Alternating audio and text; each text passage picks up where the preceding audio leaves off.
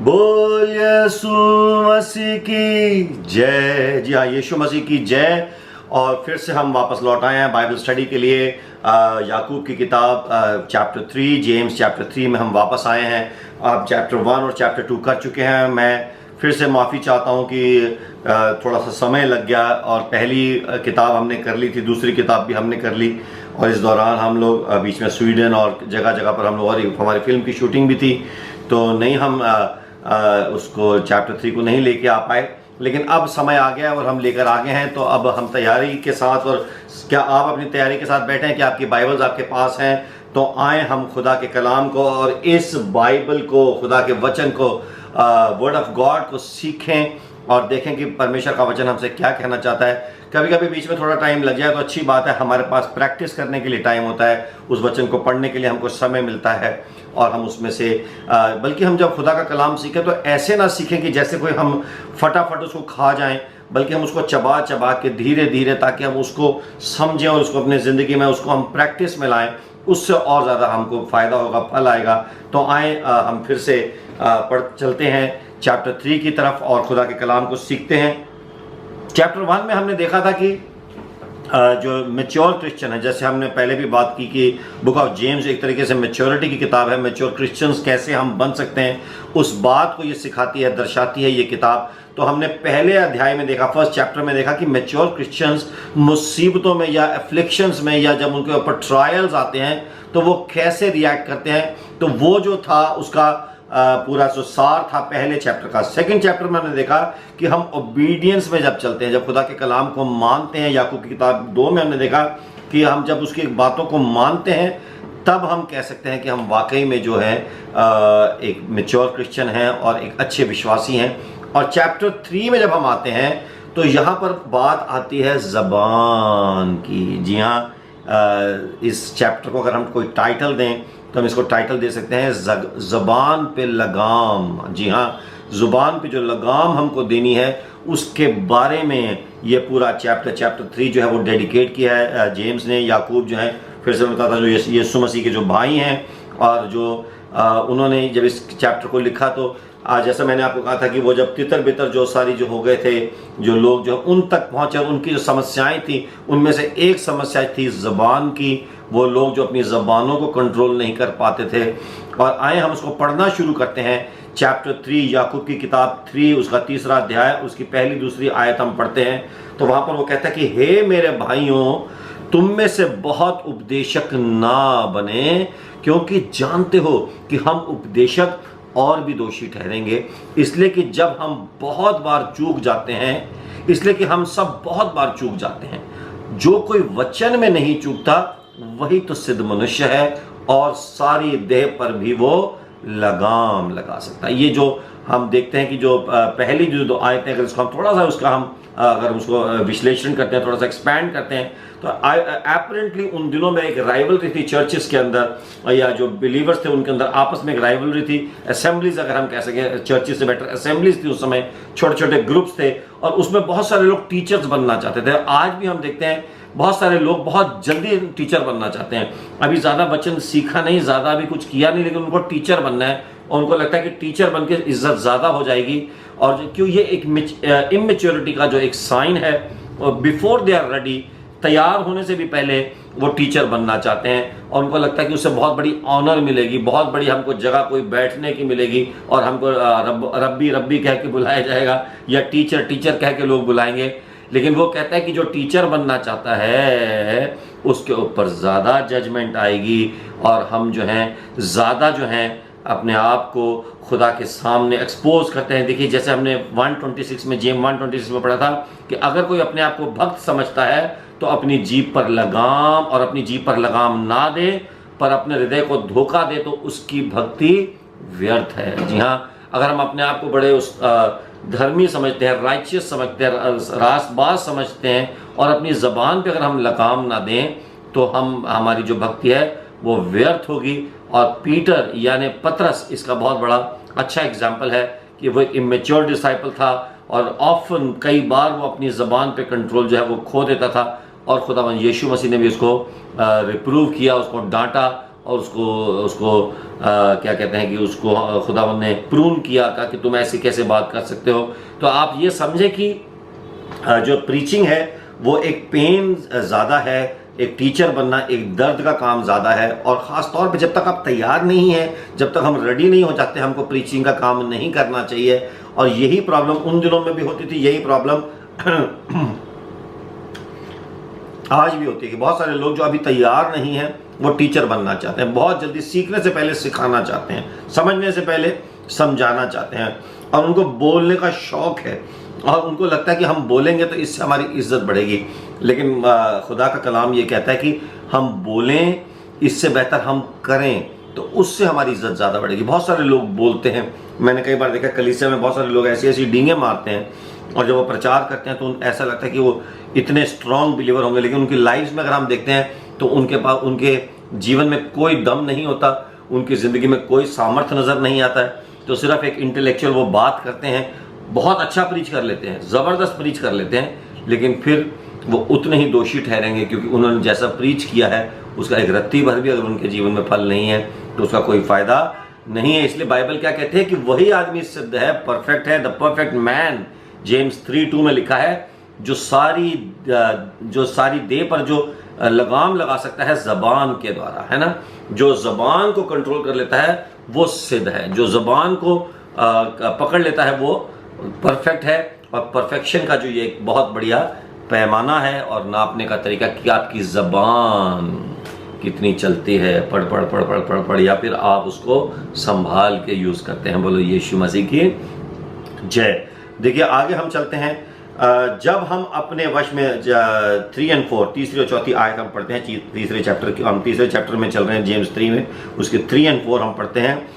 जब हम अपने वश में करने के लिए घोड़ों के मुंह में लगाम देते हैं तो हम उनकी सारी देह को भी फेर लेते हैं। देखो जहाज भी जबकि ऐसे बड़े होते हैं और तेज हवाओं से चलाए जाते हैं तो भी एक छोटी सी पतवार के द्वारा माझी की इच्छा के अनुसार घुमाए जाते हैं। देखिए बड़े बड़े जो शिप्स हैं या बड़े बड़े जो घोड़ा, इतना ताकतवर जो है जानवर, अगर उसके मुंह में रडर डाल दिया जाए, लगाम या इसको हेल्म कहते हैं, वो डाल दिया जाए तो उसकी सारी देह को, पूरे घोड़े को हम घुमा देते हैं। और क्योंकि ज़बान जो है वो उसकी देखिए ज़ुबान के ऊपर, उसकी आंखों के ऊपर नहीं, कान पे नहीं, उसकी ज़ुबान के ऊपर जो है, अगर हम वो जो एनिमल्स जो घोड़े को पालते हैं उनको पता है कि किस हिस्से को घुमाना है, किस हिस्से को मैनिपुलेट करना है ताकि पूरा घोड़ा जो है वो हिल जाए। इसी तरह से शिप्स भी जो होती हैं उनकी भी एक ज़ुबान होती है जिसको हम रडर कहते हैं, और या फिर जो हम उसकी जो लगाम जिससे वो चलाई जाती है उसको अगर हम चलाते हैं तो इतना बड़ा शिप, अभी कुछ दिन पहले हम स्वीडन में थे और स्वीडन से फिनलैंड एक बहुत बड़े क्रूज़ में हम गए और मैं हैरान हो गया, इतना बड़ा जो शिप था वो छोटे से रडर से वो चल जाता है, और बिट एंड रडर जिसको कहते हैं वो उसको डायरेक्ट कर देता है, और उसके चलने से जो है वो इतना बड़ा जो शिप है वो घूम जाता है। हैरानी की बात है। ऐसे ही हमारी ज़िंदगियां भी इतनी, कभी कभी हमारी ज़िंदगियां प्रेशस होती हैं, हम इतने पोटेंशियल वाले लोग हैं, हम कभी कभी बड़े बड़े ओहदों पे बैठे हुए लोग होते हैं, बड़े बड़े बिजनेस चला रहे होते हैं, घर के अंदर उनकी इज्जत होती है, बाहर उनकी इज्जत होती है, लेकिन वो अपनी ज़बान से जब ऐसी बातें करते हैं कि वो अपनी इज्जत खो देते हैं, कई बार अपनी वैल्यू खो देते हैं, कई बार अपने जॉब्स खो देते हैं, कई बार अपने रिश्तों को खो देते हैं। पति जो है अपने पत्नियों को, जो वाइफ्स को लूज़ कर देते हैं, अपने मोस्ट प्रेशियस रिलेशनशिप्स को वो डिस्ट्रॉय कर देते हैं, सिर्फ क्योंकि उनको कंट्रोल नहीं होता अपनी ज़बान पे। उनको लड़ना है, उनको कुछ बात करनी है, उनको कोई शक करना है, उनको किसी बात से झगड़ा करना है, और अपने कह सकते हैं कि अपने बड़े ही कीमती रिश्तों को वो नष्ट कर देते हैं या कीमती जीवन के पोटेंशियल को वो ख़राब कर देते हैं, क्योंकि उनका अपनी ज़बान के ऊपर कोई कंट्रोल नहीं है। तो देखिए भाई और बहनों, ज़बान कितनी इम्पॉर्टेंट चीज़ है। क्या आपको अपनी ज़बान पे कंट्रोल है कि नहीं है? अगर नहीं है तो अब ये समय आ गया, ये परमेश्वर का कलाम आपसे बात कर रहा है, ये खुदा का कलाम आपसे बात कर रहा है, ये वचन आपके और मेरे लिए है। मैं भी इस वचन से सीख रहा हूँ और आप भी इस वचन को सीखें। ये एप्लीकेशन के लिए है, ये सिर्फ आपकी अक्ल या आपको उस्ताद बनाने के लिए, सिर्फ नॉलेजेबल बनाने के लिए नहीं, बल्कि उस्ताद हमारी ज़िंदगियों में हम उस्तादी दिखाएं, हम अपने बोल चाल में उस्तादी दिखाएं, हम अपने लाइफ के कंडक्ट में उस्तादी दिखाएं, ताकि हमारे उस मेच्योरिटी से पता चले कि वाकई में हम ज़िंदगी भी उस तरह से जीते हैं जैसे खुदावंद चाहता है। हम देखिए 5, 6, 7, 8 ये हम 4 तक हमने पढ़ा, हम 5, 6, 7 तक पढ़ते हैं। वैसे ही जीभ भी एक छोटा सा अंग है और बड़ी बड़ी डींगे मारती है।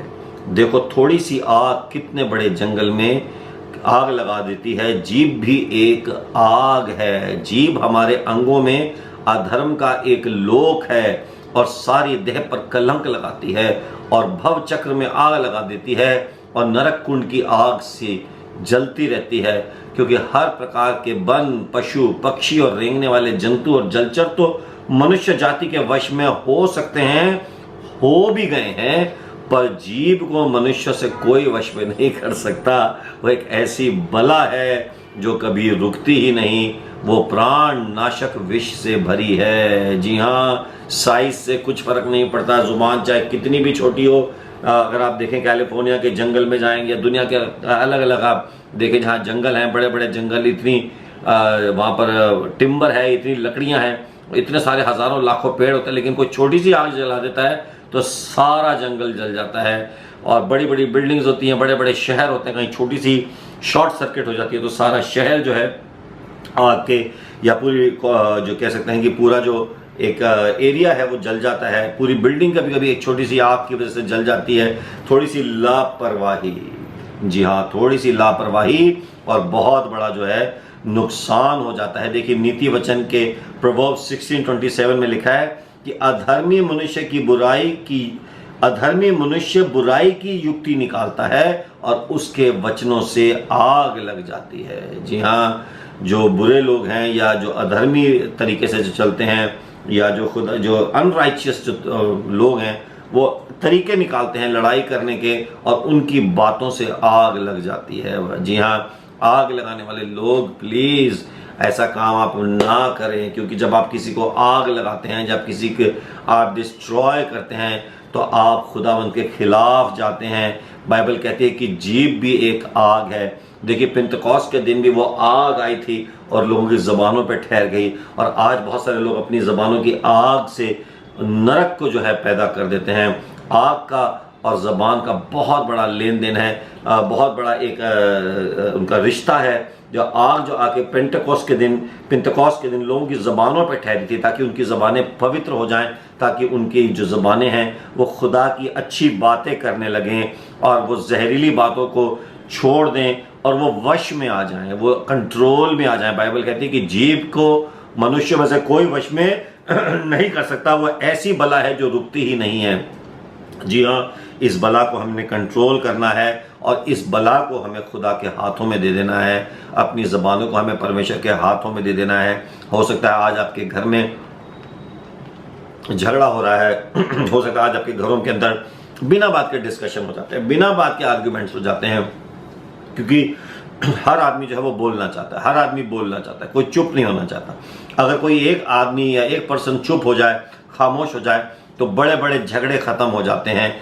और जैसा नीति वचन 12 और 18 में प्रोवर्ब्स 12:18 में लिखा है, ऐसे लोग हैं जिनका बिना सोच विचार का बोलना तलवार की तरह चुभता है, परंतु बुद्धिमान के बोलने से लोग चंगे हो जाते हैं। बुद्धिमान व्यक्ति जब बोलता है तो लोग हील होते हैं, उनके अंदर शिफा आ जाती है और वो अच्छे फल लेके आते हैं। तो प्लीज़ हम अपनी ज़बानों पे कंट्रोल करें, प्लीज़ हम अपने आप को रोकें, बिना विचार के हम बोलना बंद करें, इस जीभ को वश में कर लें। हो सकता है आपने 50 लोगों को अपने वश में किया हो सकता है आपका बहुत बड़ा बिजनेस हो सकता है आपके नीचे बहुत सारे लोग काम करते हैं, हो सकता है आपकी पत्नी और आपके बच्चे आपके वश में हैं, लेकिन अगर आपकी ज़बान आपके वश में नहीं है तो कोई फ़ायदा नहीं है। और अगर आपकी ज़बान आपके वश में नहीं तो आपका पूरा शरीर जो है वो व्यर्थ रास्तों पे निकल पड़ेगा और आपका जो घर और घराना भी उजड़ जाएगा और आपके बहुत बड़े बड़े नुकसान हो सकते हैं।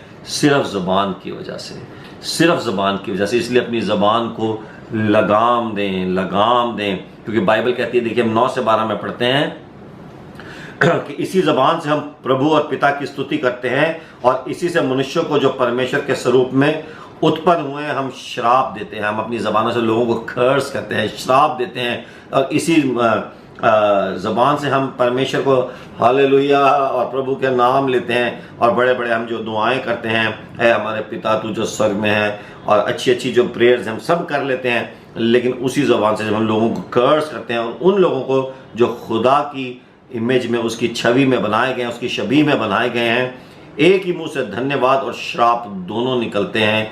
हे मेरे भाइयों, ऐसा नहीं होना चाहिए। 11वीं आयत में लिखा है, इतनी छोटी सी आयत है, वो कहता है कि हे मेरे भाइयों, ऐसा नहीं होना चाहिए।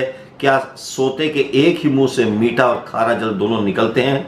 हे मेरे भाइयों, क्या अंजीर के पेड़ में जैतून या दाख की लता में अंजीर लग सकते हैं? वैसे ही खारे सोते से मीठा पानी नहीं निकल सकता। जी हाँ, अगर हम खारे हैं, अगर हम बिटर हैं, और तो फिर हमारे मुंह से बिटरनेस की ही बातें निकलेंगी। जैसा कलाम भी कहता है कि out of the abundance of the heart the mouth speak. अगर हमारे अंदर ही खारापन भरा है तो हमको उस ज़बान से जो है, हमारे मुंह से वैसी ही बातें निकलेगी।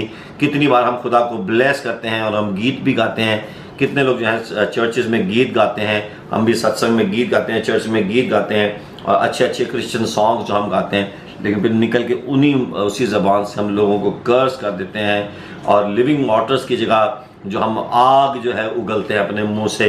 तो हमारी ज़बान इतनी इनकंसिस्टेंट नहीं होनी चाहिए। और एक बात हम याद रखें कि हम जो बिलीवर्स हैं, हम जो विश्वासी हैं, हम अपनी ज़बान का कंट्रोल शैतान को ना दें, बल्कि अपनी ज़बान का कंट्रोल हम खुदावन को दें, हम परमेश्वर को दें।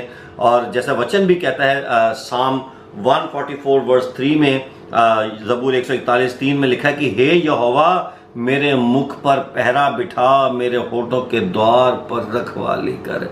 क्योंकि अचानक ही मेरे मुंह से कुछ निकल जाता है, कुछ कंट्रोल ही नहीं हो पाता है, और हम वो सारी बातें बोल देते हैं जो हमें नहीं बोलनी चाहिए। जी हाँ, हमें यहाँ पर पहरा चाहिए, हमें यहाँ पर ताला चाहिए, हमें अपनी ज़बान पे लगाम चाहिए। अपनी ज़बान से जब भी बोले हम अच्छी बातें कन्फेस करें, खुदा की बातें कन्फेस करें। और देखिए आगे 13 से लेकर 18 में वचन क्या कहता है, तुम में ज्ञानवान और समझदार कौन है? जो ऐसा हो वो अपने अच्छे कामों को अच्छे चाल चलन से उस नम्रता सहित प्रकट करे जो ज्ञान से उत्पन्न होती है। जैसे मैंने बोला कि विजडम जो है वो थीम है, प्रैक्टिकल लिविंग जो खुदावंद हमको सिखाना चाहते हैं। जैसे हमने याकूब की किताब 1:5 में भी हमने पढ़ा है ना। लेकिन एक प्रॉब्लम यहाँ पर आती है कि जो हम बोलने में भी हम समझदार नहीं हैं, और कई बार हमारी जो प्रैक्टिकल जो हमारी जो लाइफ है उसके अंदर भी हम समझदारी नहीं दिखाते हैं। कई बार कई लोगों को लगता है कि स्पिरिचुअल होने का मतलब है कि प्रैक्टिकल लाइफ से कुछ लेना देना नहीं। कई लोग कहते हैं हम सुपर नेचुरल में उड़ रहे हैं, हम हमेशा सुपर नेचुरल में, डिवाइन में, हम ह्यूमन नहीं है, हम डिवाइन है। इसलिए कुछ भी हमारे प्रैक्टिकल नहीं करना है, हमें लाइफ में प्रैक्टिकल कुछ नहीं सोचना है। और जो है हम अपने आप को धोखे में रखते हैं। हमको अपने आप को कंसिस्टेंट बनाना है, हमको अपने आप को मजबूत रखना है, और ये जो फॉल्स विजडम जो है इससे हमको अपने आप को दूर करना है। देखिए वर्स 14 to 16 में क्या लिखा है, पर यदि तुम अपने मन में कड़वी डाह और विरोध रखते हो तो सत्य के विरोध में घमंड ना करना और ना तो झूठ बोलना। पर यदि तुम अपने मन में कड़वी डाह और विरोध रखते हो तो सत्य के विरोध में घमंड ना करना और ना तो झूठ बोलना। ये ज्ञान वो नहीं जो ऊपर से उतरता है, वरन सांसारिक और शारीरिक और शैतानी है। इसलिए जहाँ पर डाह और विरोध होता है वहाँ पर बखेड़ा और हर प्रकार का दुष्कर्म भी जो है वो होता है।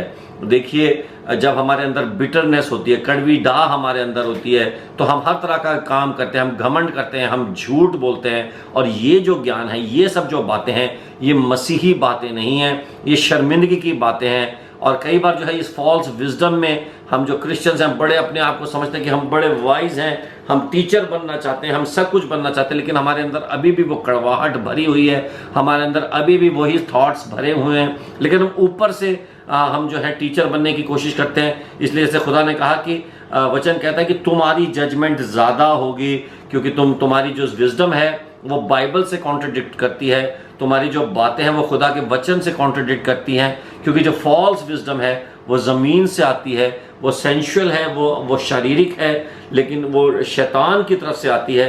लेकिन हमको खुदा की तरफ से जो अक्ल है उसको अपने अंदर लाना है। देखिए, आप कभी भी बता सकते हैं कि एक चर्च के अंदर एक फैमिली जो झूठी विजडम रखती है या वो गलत विजडम में चलती है, तो आप उनमें उनको देख के बता सकते हैं कि उनके अंदर डिवीजन है। वो अपने ग्रुप बनाते हैं, वो अपने डिवीजन बना के चलते हैं, वो कंफ्यूज रहते हैं और खुदा के कलाम या उसके वचन के ऊपर डिपेंड करने की जगह वो दूसरे शरीर के आइडिया निकालते हैं कि हम ऐसा कर लें, हम वैसा कर लें। कभी कभी हम फैमिलीज़ के अंदर भी अपने आइडियाज़ निकालते हैं और अपनी चालाकी और अपनी युक्तियाँ निकाल के जो है हम अपने काम करते हैं। मैंने हमेशा देखा है कि बहुत सारे लोग जो है चर्च आते हैं सिर्फ ब्लेसिंग लेने के लिए, लेकिन उसके बाद जो है वो अपनी युक्तियां चलाते हैं। वो समझते हैं कि उनको बहुत अक्ल आ गई, बहुत समझ आता है, बस वो हर एक को अपने दुनियावी पैरामीटर से नाप लेते हैं। उनको लगता है कि पास्टर भी गलत है, ये भी गलत है, लेकिन जो हम सोच रहे हैं वो सही है। लेकिन बाइबल कहती है जो ज्ञान ऊपर से आता है वो पहले पवित्र होता है। आप अपने ज्ञान को कंपेयर करें कि आपका क्या आपका ज्ञान पवित्र है? 100% नहीं है। अगर वो नहीं है तो वो परमेश्वर की तरफ से नहीं है, फिर वो मिलनसार होता है। अगर आप मिलनसार नहीं है तो आपका ज्ञान परमेश्वर की तरफ से नहीं है। आप अपने ग्रुप में बैठे हैं, आप अपने घर में बैठे हैं, आप अपने आप को अलग करके बैठे हैं। आपकी ज्ञान जो आपकी जो विद्वता है, आपकी जो समझदारी है वो परमेश्वर की तरफ से नहीं है। फिर वो कोमल और मृदु भाव और दया से भरी हुई नहीं है तो भी फिर वो प्रभु की तरफ से नहीं है। और अच्छे फल से लदी हुई नहीं है तो फिर तो और भी गड़बड़ है। और पक्षपात और कपट से अगर रहित नहीं है, या अगर पक्षपात है उसमें फेवरेटिज्म है और चालाकी है। बहुत सारे बिलीवर जो हैं वो अपनी चालाकी में बहुत वो करते हैं कि घमंड करते हैं कि हम बहुत चालाक हैं, या उसमें बहुत उनको ग्लोरी होती है कि हम बहुत चालाक हैं। आपको पता है हम ऐसा जुगाड़ निकाल लेते हैं, हम ऐसे सबको घुमा देते हैं, हम ऐसा कर लेते हैं। ये जो है ना, ये आपको कभी भी जीवन के अंदर बरकत नहीं ला के देगी। आप जितना मर्जी ऐसा ऐसा ऐसा कर लें, परमेश्वर एक बार ऐसा करेगा तो सब सीधा हो जाएगा। तो हम ये लोग समझते नहीं हैं। और बाइबल कहती है कि इस 18वीं आयत में लिखा है, और मेल मिलाप कराने वालों के लिए धार्मिकता का फल मेल मिलाप के साथ बोया जाता है। जी हाँ, जो खुदावंद के लोग हैं वो मेल मिलाप के साथ चलते हैं, और वो एडवर्टाइज नहीं करते हैं कि वो वाइज हैं। आप उनकी डेली लाइफ में देख लेंगे कि वो वाइज है। आप उनके कॉन्वर्सेशन में, उनके गुड बिहेवियर में देख लेंगे, उनकी मीकनेस में, उनकी जेंटलनेस में। बाइबल में लिखा है कि जो वो पफ अप नहीं करते, 1 कुरिन्थियों 8:1 में लिखा है, पर उनको वो खुदा की जो विजडम है वो उनको नम्र रखती है, हलीम रखती है, आजिज बना के रखती है। और फिर वो जो है खुदा के साथ मिलकर चलते हैं। जैसे हमने जेम्स 1:17 में भी देखा कि जो ऊपर से जो आती है जो विजडम, वो हमेशा वो उसमें कोई चेंज नहीं होता। वो बहुत इंटरवेंशन, आदमी के माइंड का इंटरवेंशन उसमें नहीं होता है। वो प्योर होती है और उसमें एरर नहीं होता, क्योंकि परमेश्वर का वचन जो है वो उसका आधार होता है। और जो आदमी का जो तरीका है जो ज़िंदगी चलाने का, वो फेल हो जाता है। और जो लेकिन खुदावंद का तरीका, जैसे जो खुदावंद हमें सिखाता है, वो बहुत अच्छा तरीका। मैं आज आप सबको बताना चाहता हूँ कि जो अक्लमंद लोग हैं वो दया से भरे हैं। वो लोगों को जज नहीं करते, कंडेम नहीं करते, उनके जीवन अच्छे फलों से भरे हुए हैं। और विजडम जो है, असली जो विजडम है, वो हमें हिपोक्रेट नहीं बनाती, हमें चालाक नहीं बनाती है, लेकिन वो हमारे सच्चे और अच्छे इरादों को, ख्यालों को उजागर करती है। और हमारी ज़िंदगी हमेशा जो है अच्छी बनी रहेगी। तो ज़बान पे हमें लगाम देनी है। और भाइयों, हम उपदेशक ना बने, बल्कि हम खुदा के कलाम पे चलने वाले बने। हम चूके नहीं, वचन में नहीं चूके, इससे हम सिद्ध हो जाएंगे। हम देह पर अपनी लगाम दे सकेंगे, हम अपने अच्छे कामों को हम कर सकेंगे। और जैसे घोड़े जो हैं, जैसे अगर घुमाए जा सकते हैं, अगर इतनी बड़ी शिप घुमाई जा सकती है, तो हम भी अपनी ज़बान से ना घुमाए जाएं, क्योंकि हम अपनी ज़बान पर अगर कंट्रोल रखें तो बहुत फ़ायदा होगा। और ये ज़बान हम किसके हाथ में दें? खुदावंद के हाथ में दें, तो हमारे जीवन में अच्छे पल आएंगे। तो मैं आप सबको आज प्रोत्साहित करना चाहता हूँ, आप सबको मैं इनकरेज करना चाहता हूँ कि please start working on your tongue, please start working on your words, please start working on your, आप कैसे बोलते हैं, इस बात पे हम आज से काम करना शुरू करें। और एक छोटी सी दुआ में मिल के करते हैं। आसमानी पिता, मैं शुक्र करता हूँ, धन्यवाद करता हूँ कि आपने इतना अच्छा वचन आज जेम्स 3 से हमें दिया। खुदावंद आप चाहते हैं कि हमारी ज़बानें कंट्रोल में आए, आप चाहते हैं कि सुनने वाले बरकत पाएँ। आप में से आप जानते हैं खुदावंद कि इनमें से जो सुनने वालों में से बहुत सारे लोगों ने अपनी लाइफ को डिस्ट्रॉय किया सिर्फ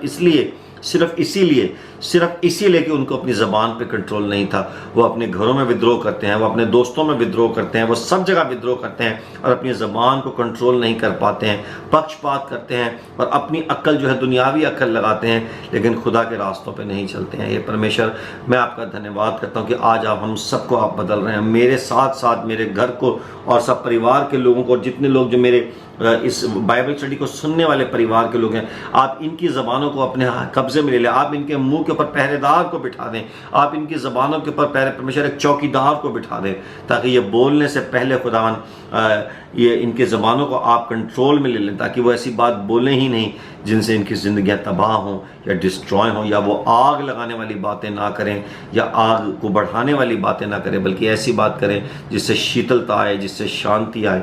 हे परमेश्वर, आप इन सबको छू लें, इन सबके जीवन में बड़ा आप काम करें, इनकी ज़िंदगियों को प्यारे परमेश्वर आप बरकत दें, आप इनके घरों में शांति लाएं, बोलने में ये कंट्रोल करें, और जब कहीं पर झगड़े की या लड़ाई की या आर्ग्यूमेंट की कोई भी ऐसी सिचुएशन आए, हे परमेश्वर आप मेरे इस भाई बहन को कंट्रोल कर लें, ताकि ये उसमें और घी न डालें उस जलती हुई आग में। हे परमेश्वर, सबके घरों को आपके चरणों में देते हैं, इस बाइबल स्टडी को आपके हाथ में देते हैं, और मैं प्रार्थना करता हूँ कि हे परमेश्वर आने वाली 4th चैप्टर 5th और जो चैप्टर है खुदावन, जल्द से जल्द मैं दे पाऊँ, और आप मुझे भी ऐसी तौफीक दें, समझ दें, और आप जल्द से जल्द खुदावन मेरे लिए समय भी मुहैया कराएँ, ताकि खुदावन लोगों की ज़िंदगियाँ बदलते रहें। इन 3 चैप्टर्स के लिए आपका धन्यवाद, आने वाले चैप्टर्स के लिए भी आपका धन्यवाद, खुदावन यीशु मसीह के नाम से, आमेन। God bless you. खुदावन में बढ़ते रहें। आप हमें फ़ोन कर सकते हैं, आप हमें ईमेल कर सकते हैं, आप iTunes पे जाके हमारे गाने जो हैं वो आप ख़रीद सकते हैं, और वहाँ से आपको ऑलमोस्ट काफ़ी सारी एल्बम्स वहाँ पर आपको मिल जाएंगी। 17-18 एल्बम में से आई थिंक 10-12 उसमें अवेलेबल हैं। आप हमारी वेबसाइट पे जाएं www.anilkant.org, तो आप हमारी वेबसाइट से बहुत सारे रिसोर्सेज और ये बाइबल स्टडीज़ भी वहाँ पर मिल जाएंगी। यूट्यूब पे आप जाएं, ट्रिनिटी साउंड्स 53 हमारा यूट्यूब चैनल है, उस चैनल पे आप जाएंगे तो आपको बहुत सारे रिसोर्सेज मिलेंगे। हमारा ऑनलाइन टीवी भी है, जो नॉर्मल जो एक बार आप ऑन कर दें तो एपिसोड के बाद एपिसोड चलते रहेंगे, आप नॉन स्टॉप देख सकते हैं और वचन सीख सकते हैं। तो यीशु मसीह की जय।